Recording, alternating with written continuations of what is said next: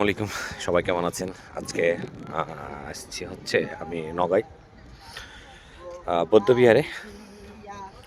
আপনাদেরকে একটু দেখানোর চেষ্টা করব। আমি এখানে এসেছিলাম 19 বছর আগে, বাট 19 বছর পরে আবারও এসেছি এখানে আপনাদের একটু দেখানো। এটা হচ্ছে আমি সাইড দিয়ে হাঁটতেছি, একটা রাউন্ড দেওয়া আছে। আর মূলত মেন ফটক থেকে ভিডিওটা দেখালে আর একটু ভালো লাগতো, আমি দেখানোর চেষ্টা করতেছি। এ হচ্ছে বৌদ্ধবিহারের যে মূল দেখার জন্য যেটা সবাই আসে সেটা হচ্ছে এটা চারিদিকে বাউন্ডারি বা এখানে বিভিন্ন ঘর ছিল একটা সময়, হয়তো এটা বিলুপ্ত হয়ে গেছে কারণ এটা বহুত আগের, অনেক পুরনো, এটার ইতিহাস অনেক আছে।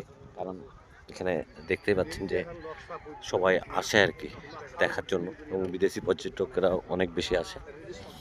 আপনাদের একটু দেখানোর চেষ্টা করি।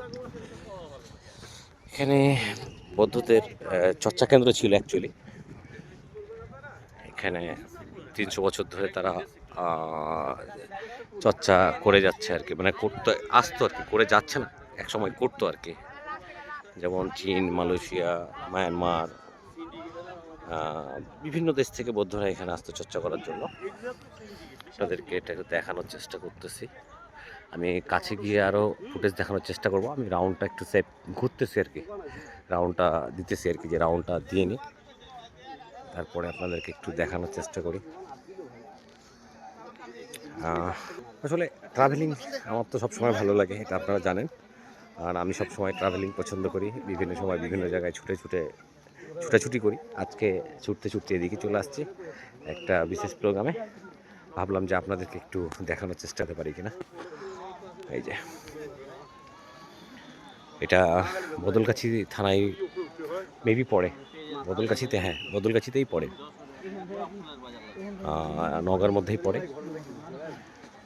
সবাই এসছে স্টুডেন্টরা, বিভিন্ন সময়ে বিভিন্ন স্কুল কলেজ।